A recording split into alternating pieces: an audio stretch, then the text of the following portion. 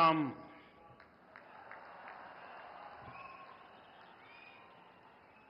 येन अंबु तमिल सौंधंगले तमिलनाडु के राज्यपाल एन रवि जी, केंद्रीय मंत्रिमंडल के मेरे सहयोगी अश्विनी वैष्णव जी, डॉक्टर एल मुरुगन जी, तमिलनाडु सरकार के मंत्रीगण, सांसद, अन्य महानुभाव और मेरे प्यारे भाई और बहनों, नमस्कार। வணக்கம்.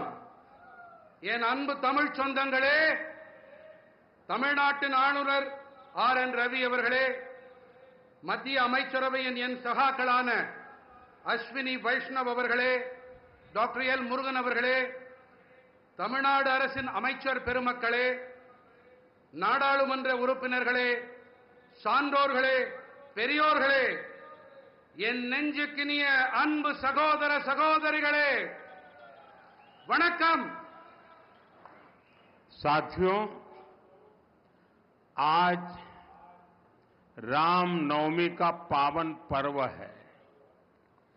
अब से कुछ समय पूर्व अयोध्या में भव्य राम मंदिर में रामलला का सूर्य की किरणों ने भव्य तिलक किया है। भगवान श्री राम का जीवन, उनके राज्य से मिलने वाली सुशासन की प्रेरणा राष्ट्र निर्माण का बड़ा आधार है। और आज रामनवमी है, मेरे साथ बोलिए, जय श्री राम, जय श्री राम, जय श्री राम। நண்பர்களே, இன்று புனிதமான ஸ்ரீ ராம நவமி நன்னாள். சில காலம் முன்பாகத்தான் அயோத்தியிலே பிரம்மாண்டமான ராமர் ஆலயத்திலே ராம்லலாவுடைய திருவதனத்தின் மீது சூரியனின் கதிர்கள் அற்புதமான திலகத்தை பொழிந்தன. பகவான் ஸ்ரீ ராமனின் வாழ்க்கை, அவருடைய ஆட்சியிலிருந்து கிடைக்கக்கூடிய நல்லாளுகை குறித்த உத்வேகமாகியன தேசத்தை நிர்மாணிப்பதில் பெரிய ஆதாரமாக இருக்கின்றன. இன்று ராம நவமியாக இருப்பதால் என்னுடன் அனைவரும் முழங்குங்கள், ஜெய் ஸ்ரீராம்। तमिलनाडु के संगम कालीन साहित्य में भी श्री राम के बारे में कहा गया है। मैं रामेश्वरम की इस पवित्र धरती से समस्त देशवासियों को रामनवमी की हार्दिक शुभकामनाएं देता हूं।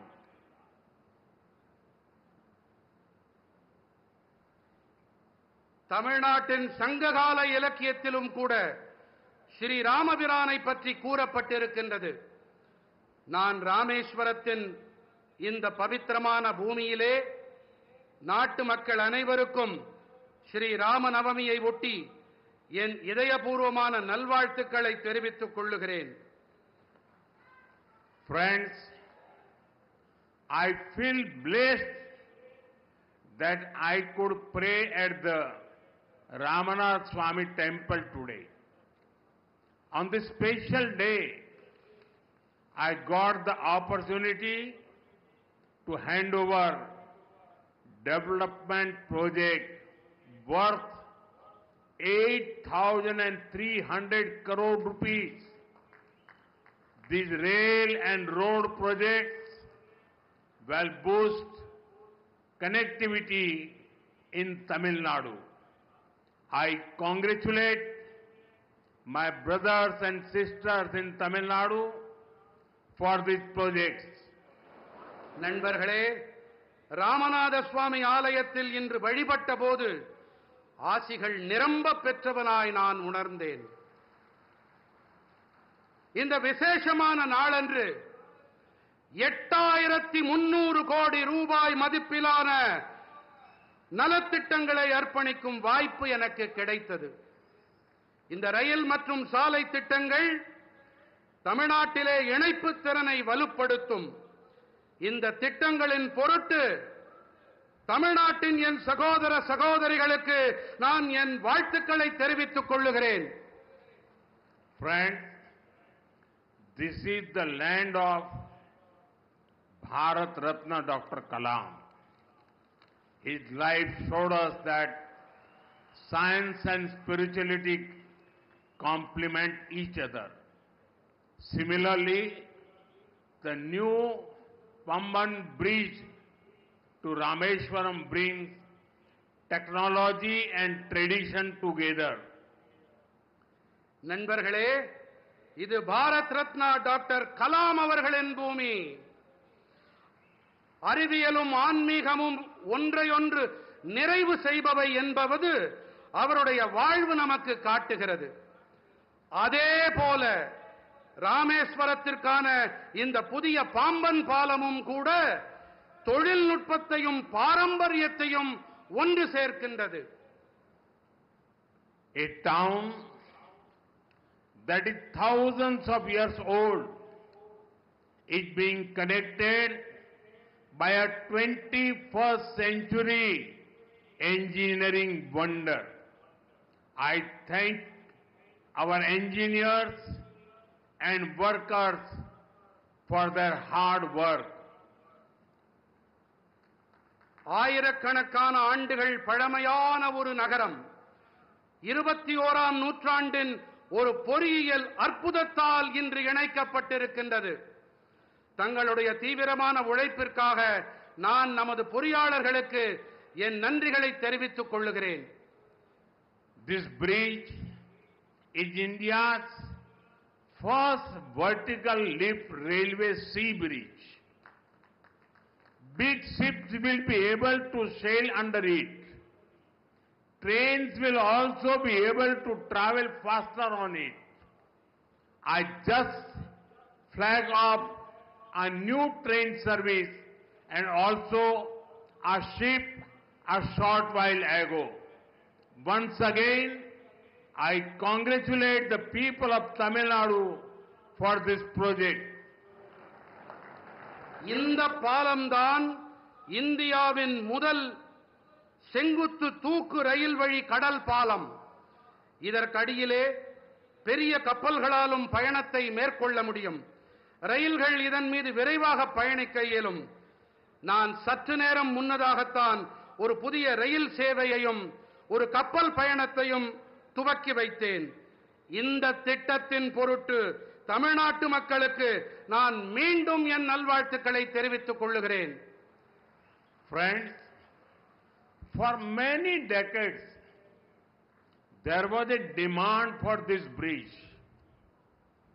With your blessings, we got the privilege of completing this work.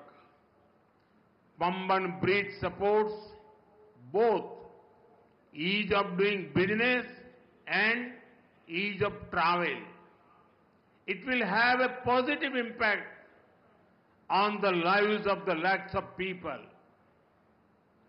நண்பர்களே, இந்த பாலத்திற்கான தேவை பல பத்தாண்டுகளாக இருந்து வந்திருக்கின்றது. உங்கள் நல்லாசிகளோடு இந்த பணியை நிறைவு செய்யும் பேறு எங்களுக்கு கிடைத்திருக்கிறது.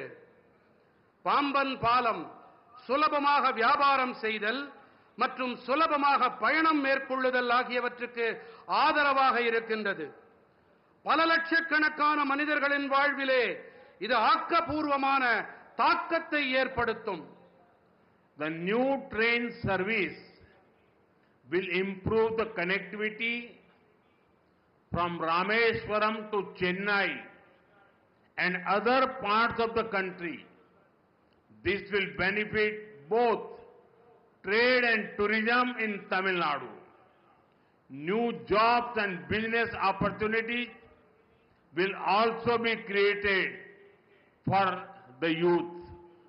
ராமேஸ்வரம் தொடங்கி சென்னை வரையும் நாட்டின் பிற பகுதிகளுக்கும் இடையிலான இணைப்பினை இந்த புதிய ரயில் சேவை மேம்படுத்தும். தமிழ்நாட்டின் சுற்றுலா மற்றும் வணிகத்திற்கு இது ஆதாயங்களை அள்ளித்தரும். இளைஞர்களுக்கான புதிய வேலை வாய்ப்புகள் மற்றும் சந்தர்ப்பங்களை இது ஏற்படுத்தி தரும். साथियों, बीते 10 वर्षों में भारत ने अपने इकोनॉमी का साइज दोगुना किया है. इतनी तेज ग्रोथ का एक बड़ा कारण हमारा शानदार मॉडर्न इंफ्रास्ट्रक्चर भी है. बीते 10 सालों में हमने रेल, रोड, एयरपोर्ट, पोर्ट, बिजली, पानी, गैस पाइपलाइन ऐसे इंफ्रास्ट्रक्चर का बजट करीब 6 गुना बढ़ाया है. நண்பர்களே, கடந்த 10 ஆண்டுகளிலே பாரதம் தனது பொருளாதாரத்தின் அளவினை இரட்டிப்பாக்கி இருக்கின்றது. இத்தனை விரைவான வளர்ச்சிக்கான ஒரு பெரிய காரணம் என்று சொன்னால் நமது அருமையான நவீன கட்டமைப்பும் அதில் அடங்கும். கடந்த 10 ஆண்டுகளில் நாம் ரயில், சாலை, விமான நிலையம், துறைமுகங்கள், மின்னாற்றல், நீர், எரிவாயு குழாய்கள் போன்ற கட்டமைப்புகளுக்கான நிதி ஒதுக்கீட்டை 6 மடங்கு உயர்த்தி இருக்கின்றோம். आज देश में बहुत तेजी से मेगा प्रोजेक्ट पर काम हो रहा है. आप नॉर्थ में देखेंगे तो जम्मू कश्मीर में दुनिया के सबसे ऊंचे रेल ब्रिज में से एक चिनाब ब्रिज बना है. वेस्ट में जाएंगे तो मुंबई में देश का सबसे लंबा सी ब्रिज अटल सेतु बना है. ईस्ट में जाएंगे तो असम के बोगीबील ब्रिज के दर्शन होंगे और साउथ में आते हैं तो दुनिया के गिने चुने वर्टिकल लिफ्ट ब्रिज में से एक पंबन ब्रिज का निर्माण पूरा हुआ है. இன்று தேசத்தின் மிக விரைவாக மெகா திட்டங்கள் தொடர்பான பணிகள் நடைபெற்று வருகின்றன. வடக்கிலே நீங்கள் பார்த்தீர்களானால் ஜம்மு காஷ்மீரத்திலே உலகின் மிக உயரமான ரயில் பாலங்களில் ஒன்றான சினாப் பாலம் அமைக்கப்பட்டிருக்கின்றது. மேற்கிலே பார்த்தீர்கள் என்றால் மும்பையிலே தேசத்தின் மிக நீளமான கடல் பாலமான அடல் பாலம் அமைக்கப்பட்டிருக்கின்றது. கிழக்கிலே கவனித்தோம் என்றால் அசாமின் போகிபீல் பாலத்தை நீங்கள் பார்க்கலாம். மேலும் தெற்கு நோக்கி பயணித்தால் உலகின் வெகு குறைவான செங்குத்து உயர்த்தல் கொண்ட பாலங்களில் ஒன்றான பாம்பன் பாலத்தின் நிர்மாணம் நிறைவடைந்திருக்கின்றது. इसी तरह ईस्टर्न और western freight corridor, dedicated freight corridor भी तैयार हो रहे हैं. देश की पहली बुलेट ट्रेन पर तेजी से काम चल रहा है. वंदे भारत, अमृत भारत और नमो भारत जैसी आधुनिक ट्रेनें रेल नेटवर्क को और आधुनिक बना रही है. இதைப் போலவே கிழக்கு மற்றும் மேற்கு பிரத்யேகமான சரக்கு போக்குவரத்து இடைவழியும் கூட அமைக்கப்பட்டு வருகின்றது. தேசத்தின் முதல் புல்லட் ரயில் தொடர்பான பணிகளும் விரைவாக நடந்தேறி வருகின்றன. வந்தே பாரத், அம்ருத் பாரத் மற்றும் நமோ பாரத் போன்ற நவீன ரயில்களும் ரயில் வலைப்பின்னலை மேலும் நவீனப்படுத்தி வருகின்றன. साथियों, जब भारत का हर रीजन आपस में कनेक्ट होता है तो डेवलप्ड नेशन बनाने का रास्ता मजबूत होता है. दुनिया के हर डेवलप्ड नेशन, हर डेवलप्ड रीजन में यही हुआ है. आज जब भारत का हर स्टेट आपस में कनेक्ट हो रहा है तो पूरे देश का पोटेंशियल सामने आ रहा है।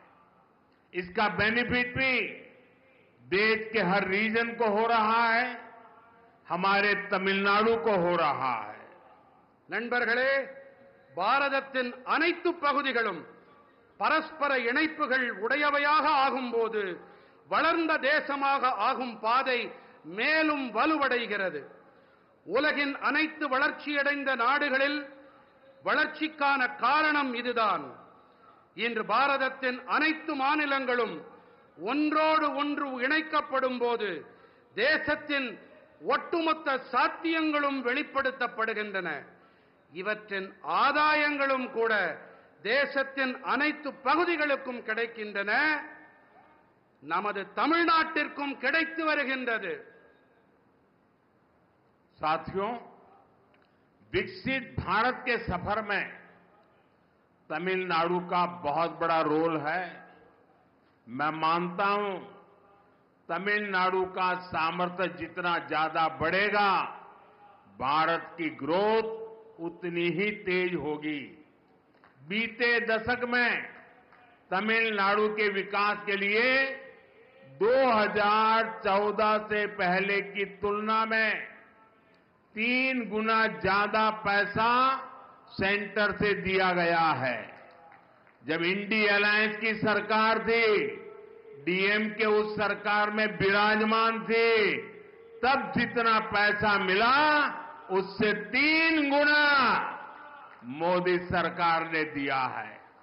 इससे तमिलनाडु की इकोनॉमिक और इंडस्ट्रियल ग्रोथ में बहुत बड़ी मदद मिली है। நண்பர்களே, வளர்ச்சியடைந்த பாரதம் நோக்கிய பயணத்தில் தமிழ்நாட்டிற்கென மிகப்பெரிய பங்கு இருக்கின்றது. தமிழ்நாட்டின் வல்லமை எத்தனை அதிகம் உயர்கிறதோ பாரதத்தின் வளர்ச்சியும் அந்த அளவுக்கு விரைவாகும் என்று நான் கருதுகிறேன். கடந்த 10 ஆண்டிலே தமிழ்நாட்டின் வளர்ச்சிக்காக 2014ஆம் ஆண்டிற்கு முந்தைய காலத்துடன் ஒப்பு நோக்கும்போது திராவிட முன்னேற்றக் கழகத்தின் ஆட்சி கூட்டணியில் இருந்தபோது இருந்ததை விட 3 மடங்கு அதிக நிதியை மத்திய அரசு அளித்திருக்கிறது. தமிழ்நாட்டின் பொருளாதாரம் மற்றும் தொழில்துறை வளர்ச்சிக்கு இது மிக அதிக அளவு உதவி இருக்கின்றது. साथियों, तमिलनाडु का इंफ्रास्ट्रक्चर भारत सरकार की प्रायोरिटी है।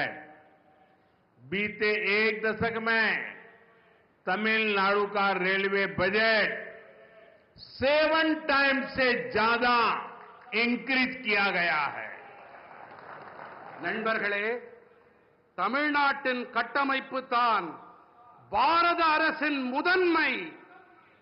கடந்த 10 ஆண்டிலே தமிழ்நாட்டின் ரயில் துறை பட்ஜெட்டிலே 7 மடங்கிற்கும் அதிகமான அதிகரிப்பு செய்யப்பட்டிருக்கின்றது. इसके बावजूद भी कुछ लोगों को बिना कारण रोते रहने की आदत है, वो रोते रहते हैं। இவற்றையெல்லாம் செய்த பிறகும் கூட சிலர் அழுது கொண்டே இருக்கிறார்கள்.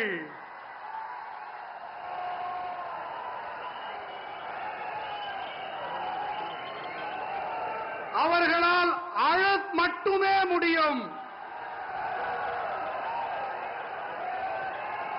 அவர்கள் அழுதுவிட்டு போகட்டும். 2014 से पहले रेल प्रोजेक्ट के लिए हर साल सिर्फ ओनली 900 करोड़ रुपीज ही मिलते थे। और आपको पता है, उस समय इंडी अलायंस के मुख्य कर्ता धर्ता कौन थे, ये आपको पता है। इस वर्ष तमिलनाडु का रेल बजट 6,000 करोड़ रुपए से ज्यादा है। भारत सरकार यहां के 77 रेलवे स्टेशन को मॉडर्न भी बना रही है। इसमें रामेश्वरम का स्टेशन भी शामिल है। 2014 ஆண்டிற்கு முன்பு வரை ரயில் துறை திட்டங்களுக்காக ஒவ்வொரு ஆண்டும் வெறும் 900 கோடி ரூபாய் மட்டுமே கிடைத்து வந்தது. அப்போதெல்லாம் கூட்டணியிலே யார் ஆட்சியில் அமர்ந்திருந்தார்கள் என்பதை நான் கூற தேவையே இல்லை. இந்த ஆண்டு தமிழ்நாட்டின் ரயில் பட்ஜெட் 6000 கோடி ரூபாய்க்கும் அதிகம். பாரத அரசு தமிழ்நாட்டில் இருக்கும் 77 ரயில் நிலையங்களையும் நவீனப்படுத்தும் பணிகளில் ஈடுபட்டு வருகின்றது. இதிலே ராமேஸ்வரம் ரயில் நிலையமும் இடம் பெற்றிருக்கின்றது. साथियों, लास्ट 10 इयर्स में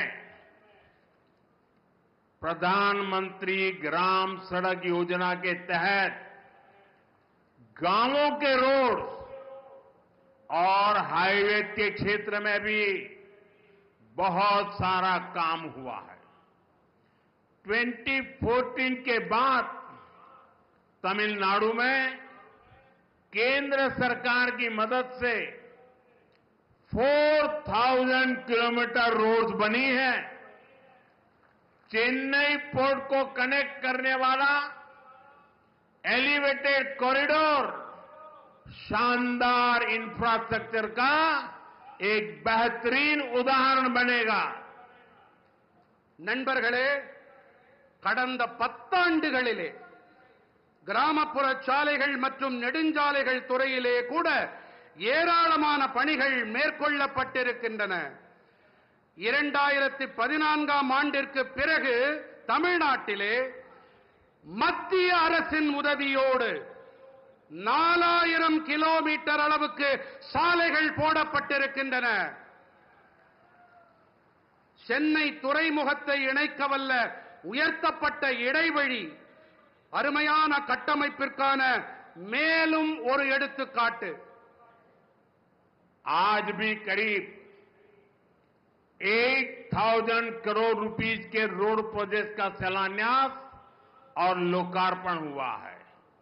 ये प्रोजेक्ट तमिलनाडु के अलग अलग डिस्ट्रिक्ट के साथ ही आंध्र प्रदेश के साथ भी कनेक्टिविटी बेहतर करेंगे. இன்றும் கூட சுமார் 8000 கோடி ரூபாய் மதிப்பிலான சாலை திட்டங்களுக்கான அடிக்கல் நாட்டப்பட்டு இவை தேசத்திற்கு அர்ப்பணம் செய்யப்பட்டிருக்கின்றது. இந்த திட்டங்கள் தமிழ்நாட்டின் பல்வேறு மாவட்டங்களோடு மட்டுமல்லாமல் ஆந்திர பிரதேசத்துடனான இணைப்பையும் மேம்படுத்தும். साथियों, चेन्नई मेट्रो जैसा मॉडर्न पब्लिक ट्रांसपोर्ट भी तमिलनाडु में ईज ऑफ ट्रैवल को बढ़ा रहा है. हमें याद रखना है, जब इतने सारे इंफ्रास्ट्रक्चर का काम होता है तो इससे हर सेक्टर में नई जॉब भी क्रिएट होती है. मेरे नौजवानों को रोजगार के नए अवसर मिलते हैं. நண்பர்களே, சென்னை மெட்ரோ போன்ற நவீன பொதுமக்கள் போக்குவரத்து வசதியும் கூட தமிழ்நாட்டிலே சுலபமான பயணம் மேற்கொள்ளுதலை மேம்படுத்துகிறது. இத்தனை பெரிய அளவில் கட்டமைப்புகள் தொடர்பான பணிகள் நடைபெற்று வரும் வேளையிலே இவற்றின் அனைத்து துறைகளிலும் புதிய வேலை வாய்ப்புகளும் உருவாக்கப்பட்டு வருகின்றன. என்னுடைய இளைஞர்களுக்கு வேலை வாய்ப்புகள் ஏற்படுத்தப்படுகின்றன என்பதை நாம் நினைவில் கொள்ள வேண்டும், மறந்துவிடக் கூடாது. साथियों, बीते दशक में भारत ने सोशल इंफ्रास्ट्रक्चर पर भी रिकॉर्ड निवेश किया है. मुझे खुशी है कि तमिलनाडु के करोड़ों गरीब परिवारों को इसका बेनिफिट मिल रहा है.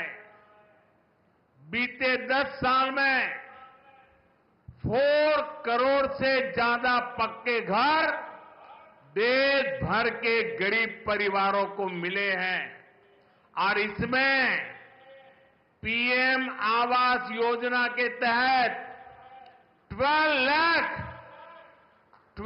लाख से ज्यादा पक्के घर यहां तमिलनाडु में मेरे गरीब परिवार के भाई बहनों को मिले हैं।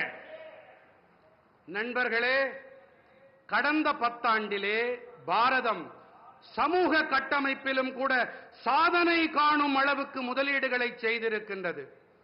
தமிழ்நாட்டின் கோடானு கோடி குடும்பங்களுக்கும் இவற்றால் ஆதாயம் கிடைத்து வருவது எனக்கு மட்டற்ற மகிழ்ச்சியை அளிக்கின்றது. கடந்த 10 ஆண்டிலே 4 கோடிக்கும் அதிகமானோருக்கு கான்கிரீட் வீடுகள் தேசமெங்கும் இருக்கும் ஏழை குடும்பங்களுக்கு கிடைத்திருக்கின்றது. இவற்றிலே பிரதம மந்திரி குடியிருப்பு திட்டத்தின்படி 12 லட்சத்திற்கும் மேற்பட்ட கான்கிரீட் வீடுகள் இங்கே என்னுடைய ஏழை சகோதர சகோதரிகள் தமிழ்நாட்டிலே அவர்களுக்கு கிடைத்துவிட்டன. पिछले 10 सालों में गांवों में करीब 12 करोड़ परिवारों तक पहली बार पाइप से वाटर नीर पहुंचाया गया है. इसमें 1 करोड़ 11 लाख फैमिलीज मेरे तमिलनाडु की है. इनके घर में पहली बार टैप वाटर पहुंचा है. इसका बहुत बड़ा लाभ तमिलनाडु की मेरी माताओं बहनों को मिला है. கடந்த 10 ஆண்டுகளிலே கிராமங்களில் 12 கோடி குடும்பங்களுக்கு முதன்முறையாக குழாய் வழி குடிநீர் கொண்டு சேர்க்கப்பட்டிருக்கிறது. இவற்றிலே 1 கோடி 11 லட்சம் குடும்பங்கள் தமிழ்நாட்டைச் சேர்ந்தவை. இவர்களுடைய இல்லங்களிலே முதன்முறையாக குழாய் வழி குடிநீர் சென்றடைந்திருக்கிறது. இதனால் மிகப்பெரிய ஆதாயம் அடைந்தவர்கள் நம்முடைய தாய்மார்கள் சகோதரிகள் தான். साथियों, देशवासियों को क्वालिटी और सस्ता इलाज देने से ये हमारी सरकार का कमिटमेंट है. आप देखिए, आयुष्मान योजना के तहत तमिलनाडु में 1 करोड़ से ज्यादा ट्रीटमेंट हो चुके हैं. इससे तमिलनाडु के इन परिवारों के 8,000 करोड़ रुपीज जो उनकी जेब में से खर्च होना था, वो खर्च बच गया है. मेरे तमिलनाडु के भाई बहनों के जेब में 8,000 करोड़ रुपीज, ये बहुत बड़ा आंकड़ा है. நண்பர்களே, நாட்டு மக்களுக்கு தரமான மற்றும் விலை மலிவான சிகிச்சை அளிக்கும் விஷயத்தில் நமது அரசாங்கம் அர்ப்பணிப்போடு செயல்கள் புரிந்து வருகின்றது. நீங்களே பாருங்கள், ஆயுஷ்மான் பாரதம் திட்டத்தின்படி தமிழ்நாட்டிலே 1 கோடிக்கும் மேற்பட்ட சிகிச்சைகள் நடைபெற்றாகிவிட்டன. இவற்றிலே தமிழ்நாட்டின் இந்த குடும்பங்கள் 8,000 கோடி ரூபாய், சிறிய தொகை அல்ல, 8,000 கோடி ரூபாய் செலவிலிருந்து காப்பாற்றப்பட்டிருக்கிறார்கள். என்னுடைய தமிழ் சொந்தங்கள் காப்பாற்றப்பட்டிருக்கின்றார்கள். तमिलनाडु में 1400 से अधिक जन औषधि केंद्र हैं.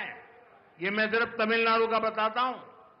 यहां जन औषधि केंद्र में 80% डिस्काउंट पर दवाएं मिलती है. इन सस्ती दवाओं से भी लोगों की जेब में 700 करोड़ रुपीज, मेरे तमिलनाडु के भाई बहनों के जेब में 700 करोड़ रुपीज की सेविंग हुई है। और इसलिए मैं तमिलनाडु के मेरे भाई बहनों को कहूंगा, अगर आपको दवाई खरीदनी है तो जन औषधि केंद्र से खरीदिए। आपको 1 रुपये की चीज 20 पैसे में, 25 पैसे में, 30 पैसे में मिल जाएगी। தமிழ்நாட்டிலே 1400க்கும் அதிகமான மக்கள் மருந்தகங்கள் இருக்கின்றன. 1400 நம்முடைய தமிழ்நாட்டில் மட்டுமே. இங்கே 80% வரையிலான தள்ளுபடி விலையிலே மருந்துகள் கிடைக்கின்றன. இந்த மலிவு விலை மருந்துகளாலும் கூட மக்களுக்கு 700 கோடி ரூபாய் சேமிப்பு ஏற்பட்டிருக்கிறது. ஆகையினாலே தான் கூறுகிறேன், நீங்கள் மருந்துகள் வாங்க வேண்டும் என்றால் இந்த மக்கள் மருந்தகங்களிலே வாங்குங்கள். 25 பைசா, 30 பைசா, 50 பைசாவிற்கு கூட உங்களுக்கு மருந்துகள் கிடைக்கும். साथियों, हमारा प्रयास है कि देश के नौजवानों को डॉक्टर बनने के लिए एब्रॉड जाने की मजबूरी ना रहे। बीते सालों में तमिलनाडु को 11 नए मेडिकल कॉलेज मिले हैं. நண்பர்களே, நாட்டின் இளைஞர்கள் மருத்துவ படிப்பு படிக்க அயல் நாடுகளுக்கு செல்ல வேண்டிய கட்டாயம் ஏற்படக்கூடாது என்பதே எங்களுடைய முயற்சி. கடந்த ஆண்டுகளிலே தமிழ்நாட்டிற்கு 11 புதிய மருத்துவக் கல்லூரிகள் கிடைத்திருக்கின்றன. साथियों, देश भर में कई राज्यों ने मातृभाषा में डॉक्टरी की शिक्षा आरंभ की है. अब गरीब से गरीब मां का बेटा बेटी भी जिसने अंग्रेजी नहीं पढ़ी है वो भी डॉक्टर बन सकते हैं. मैं भी तमिलनाडु सरकार से आग्रह करूंगा कि वे तमिल भाषा में डॉक्टरी के कोर्सेज चालू करें ताकि गरीब मां के बेटे बेटी भी डॉक्टर बन सके. மருத்துவ படிப்பினை அதை தமிழிலே செய்ய வேண்டும் என்பதே எங்களுடைய பேரவா. இதற்காக இந்த படிப்பினை படித்த ஏழை தாய்மார்களுடைய குழந்தைகளும் அவர்களாலும் இதை படிக்க முடியும். அதற்காகத்தான் மருத்துவ படிப்பினை கூட தமிழிலே அதை அமைக்கப்பட வேண்டும் என்று நாங்கள் விரும்புகிறோம். இதன் பொருட்டு நான் வேண்டி விரும்பி மாநில அரசிடமும் கேட்டுக்கொள்ளுகிறேன், இந்த ஏழை குழந்தைகளும் மருத்துவ படிப்பை படிக்க வேண்டும் என்பதற்காக பாடத்திட்டத்தினை தமிழ் மொழியிலே செய்து தாருங்கள் என்று வேண்டி விரும்பி கேட்டுக்கொள்ளுகிறேன்.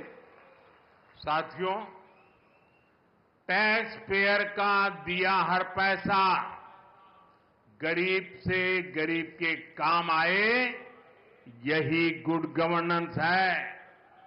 तमिलनाडु के लाखों स्मॉल फार्मर्स को पीएम किसान सम्मान निधि के तहत लगभग 12,000 करोड़ रुपए दिए गए हैं.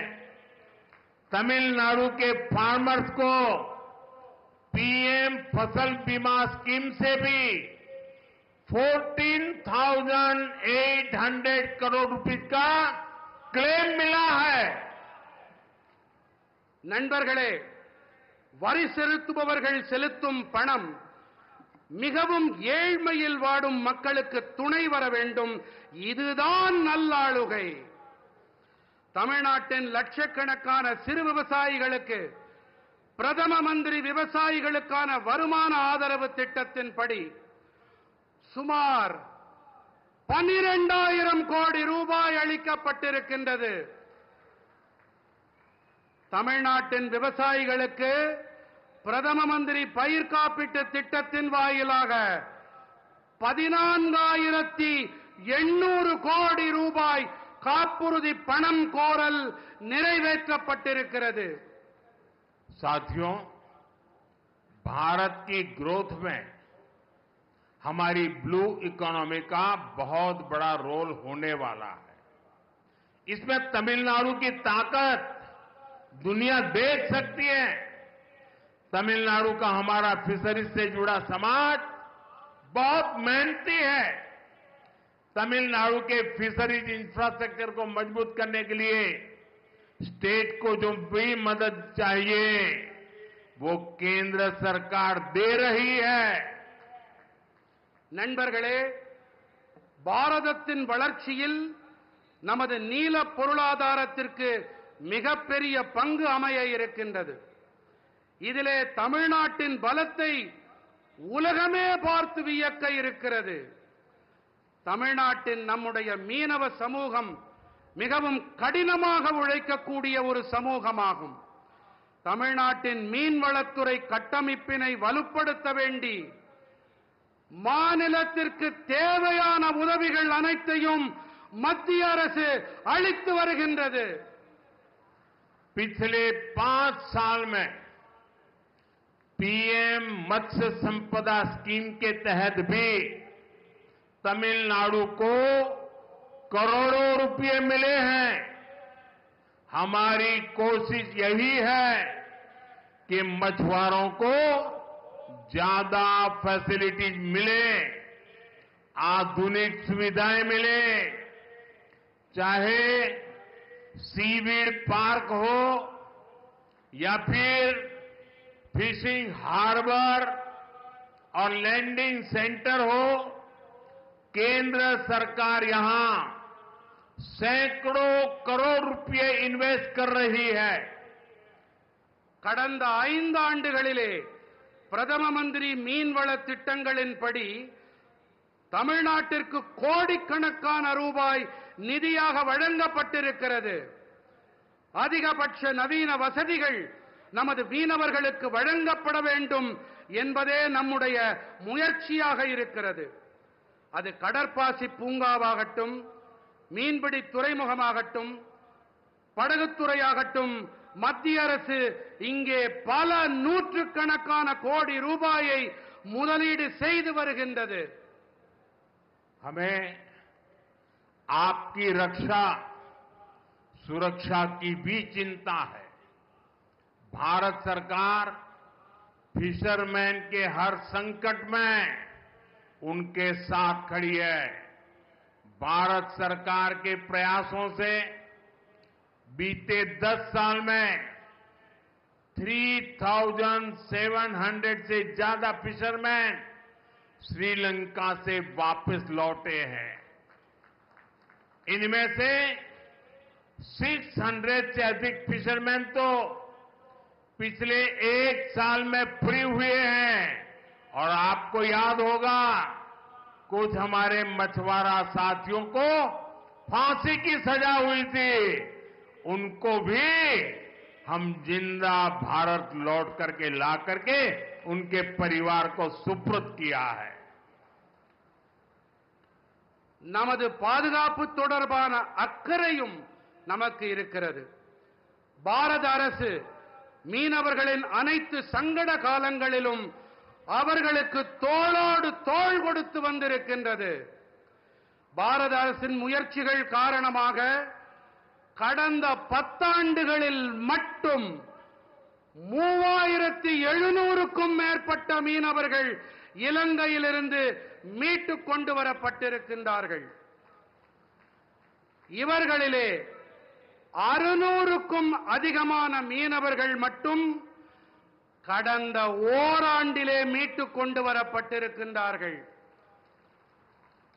உங்களுக்கெல்லாம் நன்கு நினைவிருக்கலாம், சில காலம் முன்பாக தூக்கு மேடையை முத்தமிட அவர்கள் போடப்பட வேண்டிய அந்த காலகட்டத்தில் நம்முடைய மீனவர்களை இலங்கையிலிருந்து நம்முடைய மத்திய அரசு மீட்டுக் கொண்டு வந்திருக்கிறது.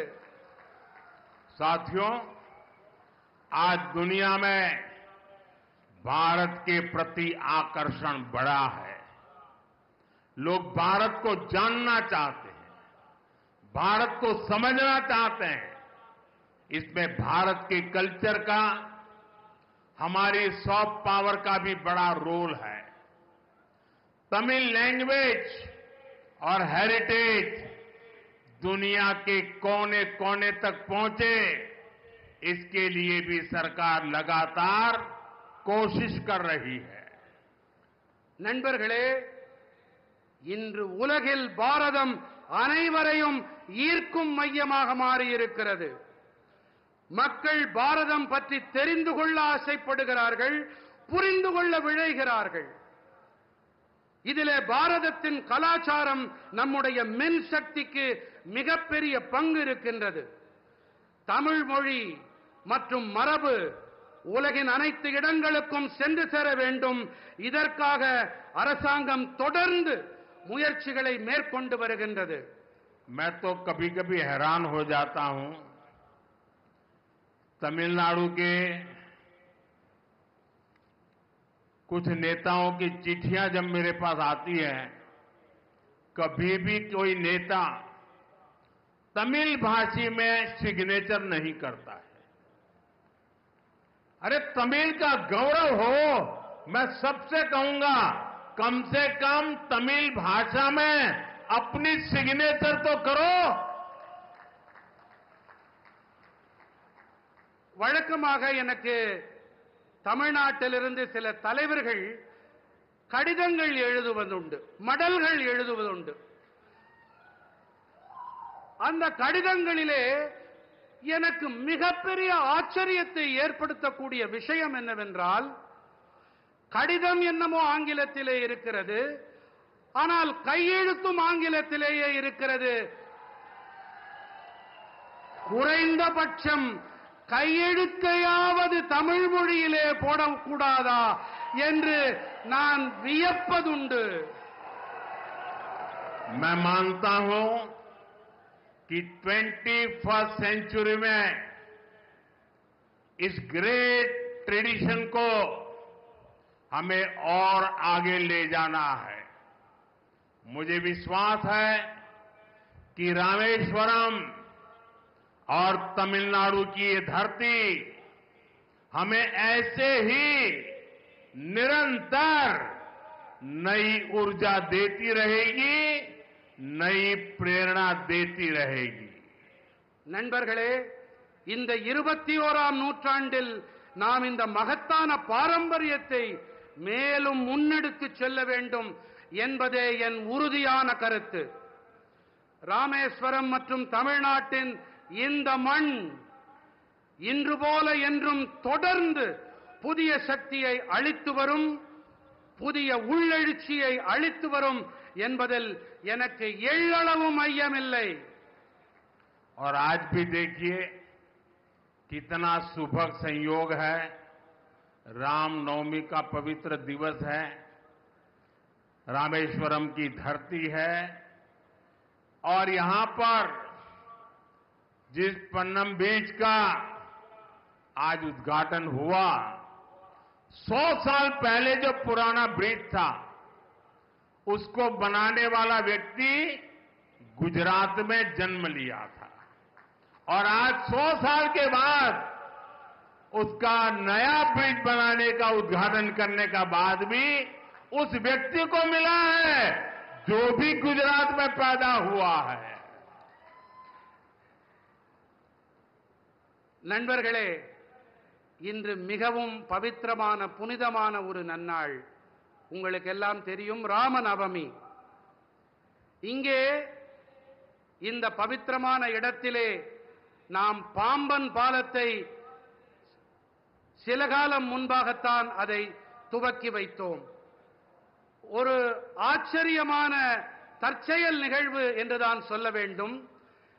100 ஆண்டுகளுக்கு முன்பாக இந்த பாம்பன் இடத்திலே பாலத்தை கட்டியவர் யார் தெரியுமா?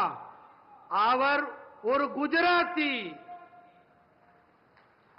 இதில் தற்செயல் நிகழ்வு என்னவென்றால், 100 ஆண்டுகளுக்கு பிறகு இதே பாம்பனில் இங்கு ஒரு பாலத்தை திறந்து வைப்பதும் அதே குஜராத்தில் பிறந்த நான். साथियों, आज जब रामनवमी है, रामेश्वर की पवित्र भूमि है, तब मेरे लिए कुछ भावुक पल भी है. आज भारतीय जनता पार्टी का स्थापना दिवस है.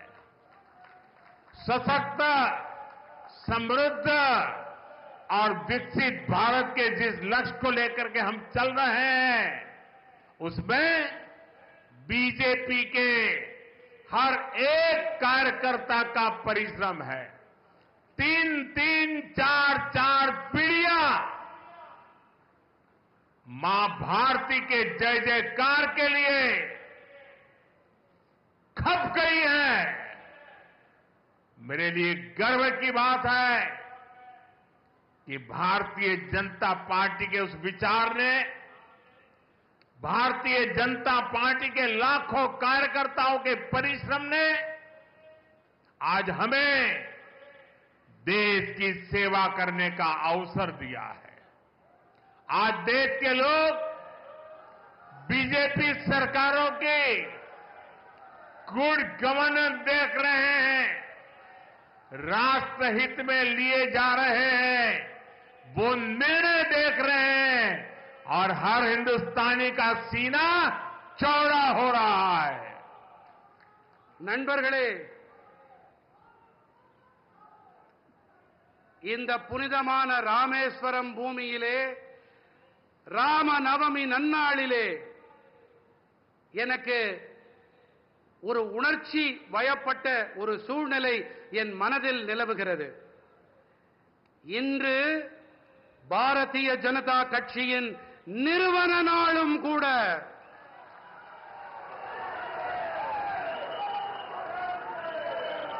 சக்தி படைத்த, தன்னிறைவு கொண்ட, வளர்ச்சியடைந்த பாரதம் என்ற லட்சியத்தை மனதிலே தாங்கி நாம் பயணித்துக் கொண்டிருக்கிறோம். இதற்காக பலர் 2, 3, 4 தலைமுறைகளாக கூட தங்கள் வாழ்க்கையை, பல தலைமுறைகளாக தங்கள் அனைத்தையும் இழந்து இதனை ஈட்டி இருக்கின்றோம். நாம் இதிலே பாரதிய ஜனதா கட்சியின் அனைத்து தொண்டர்களின் கடினமான உழைப்பு அடங்கி இருக்கிறது.